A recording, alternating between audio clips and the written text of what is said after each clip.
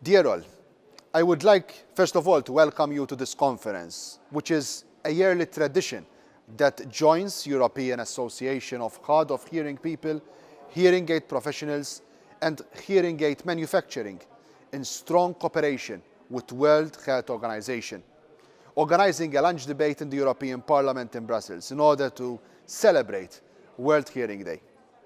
This year I am honored to be the MEP hosting this lunch debate, and for obvious reasons this lunch debate today will be held virtually. And the theme this year is Hearing Care for All. All the presentations today will be subtitled, and the debate will be supported with speech to text to ensure that this debate is accessible for people with hearing loss. We are very happy that more than 500 participants have registered for this lunch debate. First of all, I would like to highlight the importance of hearing for achieving a good quality of life, because a partial or inability to hear is a barrier to communication and a barrier to language development. According to the World Health Organization, there are 466 million people worldwide that have a hearing loss disability, where, according to a report by HearIt, 22.6 million people who have untreated hearing loss live within our union. In turn, this is costing the union 185 billion euros a year. And one of the main reasons for this cost might be that people are not encouraged to have their hearing checked on time. If only adult hearing screening programs would be promoted at the same way as prostate, breast screening or other health screening programs are currently being promoted, then hearing rehabilitation can occur earlier. This will increase the chance of reducing the cost, owing to the fact that people with a hearing impairment will have a better quality of life and the possibility also for lower unemployment rate. Various studies have shown that hearing loss disability is increasing the risks of social isolation, cognitive decline, and dementia. Other studies have shown that untreated hearing loss can cause loneliness and can also lead to the excessive production of cortisol, which can increase blood pressure and also blood sugar levels, and can also disrupt the body's immune system, therefore possibly leading also to other health issues. We are spending a lot of money on improving the quality of life for people with dementia or diabetes. Why don't we invest in trying to reduce factors that can lead to this condition, hearing loss being one of them?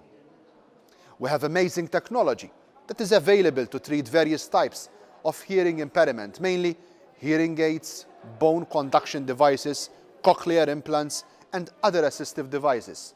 Many of these devices are being manufactured using the latest and most innovative of technologies and are incorporating artificial intelligence algorithms to give hearing impaired people the best possible sound, even in the most difficult situations. However, it seems that this industry is only catering for a very small percentage of the world's hearing impaired population who are actually using these devices. Is this resulting because of the costs of these devices and unfortunately not easily accessible to the most vulnerable people in our society? Is this because of the stigma surrounding hearing loss and wearing a hearing aid? Or is it just because of lack of public awareness? Secondly, World Health Organization is estimating that by 2050, over 900 million people will have a hearing loss disability. This means that we have to take action now to waste, to screen and treat as many people as possible, as the burden on the world's economies will increase if we don't take the necessary action. Furthermore, 60% of childhood hearing loss occurs due to very preventable causes. How can we go ahead about making sure that adequate and standardized newborn hearing screening programs are put in place with proper access to follow-up screening, as for example 1 year, 3 years and 5 years of age, all through the EU member countries? Early detection together with early intervention will lead to better access to education for hearing impaired children, with a reduction on the burden on the education system itself, and a better quality of life for the children and also for their families. 1.1 billion young people aged between 12 and 35 years are at the risk of hearing loss due to the exposure to noise in recreational settings. There is not enough awareness on noise pollution. We should start looking at having healthy warnings similar to those in cigarette packaging or strobe light warnings for those suffering from epilepsy. And should there be signs in clubs, music events and other festivals saying that there are high noise levels and ear protection is suggested. Maybe it is the right time. It's the right time to enforce noise levels in recreational setting. Should there be laws protecting children from being exposed to loud sounds, especially when it is not their choice to be in that noisy situation in the first place?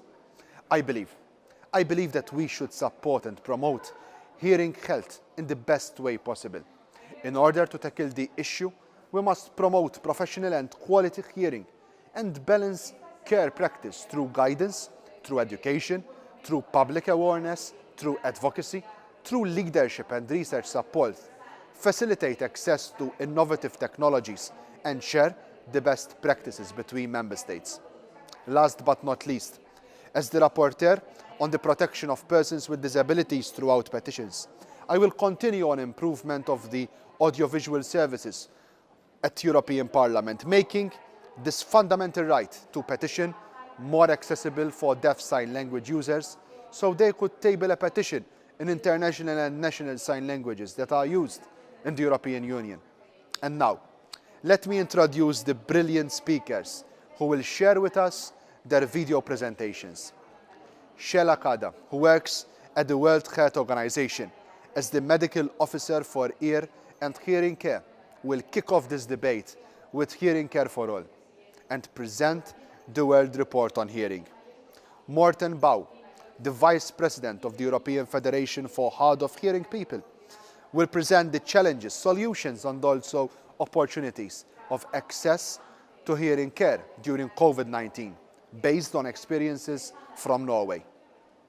Robert Mandara is the Vice President of the European Cochlear Implants Users Association, who is a bilateral cochlear implant user and is happy to share his story during this lunch debate. Patrick De Haes is the chairman of Hear It, who is hosting a non-commercial website and that has been established in order to increase public awareness of hearing loss. His presentation will concentrate on the use of hearing aids and cochlear implants. Are we fulfilling the needs? Marc Luray, President of the European Association of Hearing Aid Professionals and co-chair of WHO Make Listening Safe Work Group, will present the studies and new findings on the evidence why hearing screening and hearing care for young, active people with hearing loss is so essential. At the end of the lunch debate, we will open the floor to the participants and will select the most frequent, relevant questions you have posted in the chat. And these will be answered by our panel, who are all virtually present by video. The full debate will be supported by speech-to-text. Thank you for being with us today and enjoy this wonderful conference. And now, I am happy to give the floor to Saliba Kada from the World Health Organization.